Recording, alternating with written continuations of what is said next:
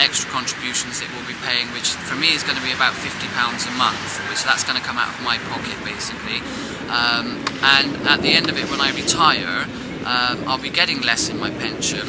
And over 20 years, if I stay in retirement for 20 years, my total losses will be about £140,000.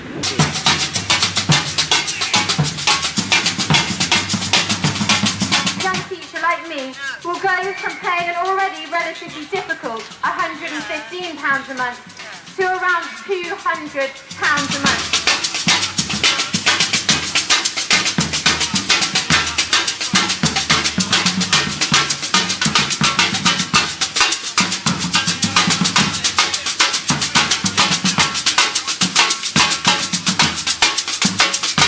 This is the first time that the association has ever taken part in a national strike. Many of you here thought this is something you would never ever do. You believe in the force of reason, but you have decided that you will not be cowed by this government's reason of force.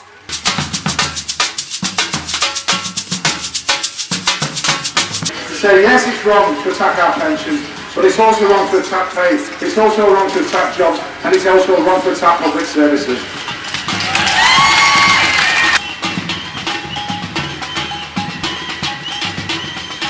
I think it's good to see a lot of school students and students here today as well, with a tremendous public support. And I actually believe that's because people understand that this battle is not just about pensions, it's not just about teachers or public sector workers, it's a battle for our services, it's a battle for our communities, and it's a battle that we must win.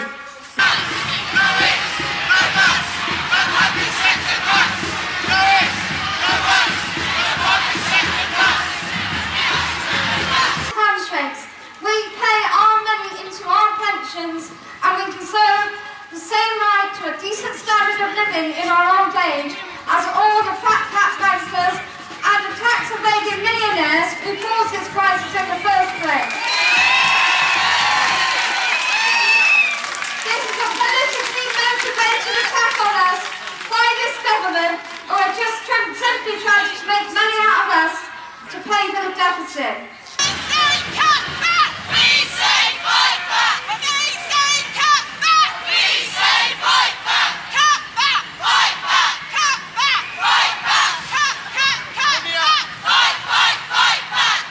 Because you stole the private sector workers' pensions, it doesn't mean to say I've got the right to come and steal ours. Our view is quite simple. It should be fair pensions for all. And we reject the idea that we pay more, we work longer and get less. It should be fair pensions for all.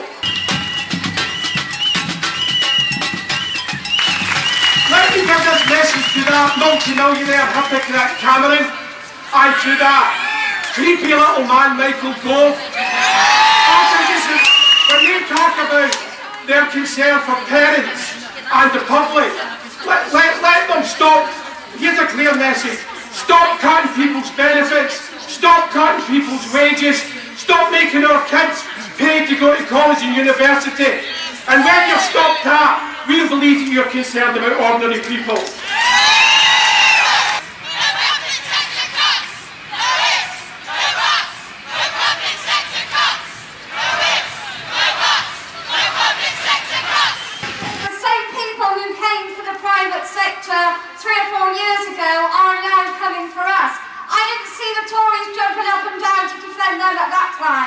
In the way that they're jumping up and down to condemn us now.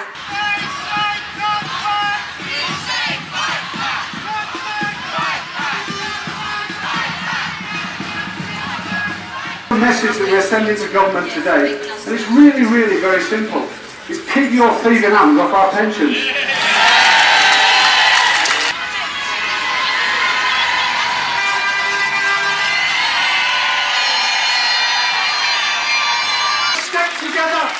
And we must fight together, because if we don't, we'll be defeated separately. And it's absolutely vital in the negotiations that in all the core issues, all the unions stick to their guns and nobody goes off in separate negotiations. If we stick together, we can win.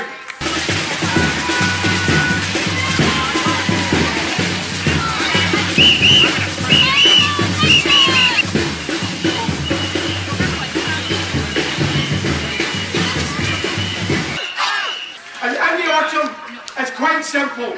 If they're not prepared to seriously negotiate, then next time it won't be just under 1 million public sector workers in strike, it'll be 3, 4 and 5 million.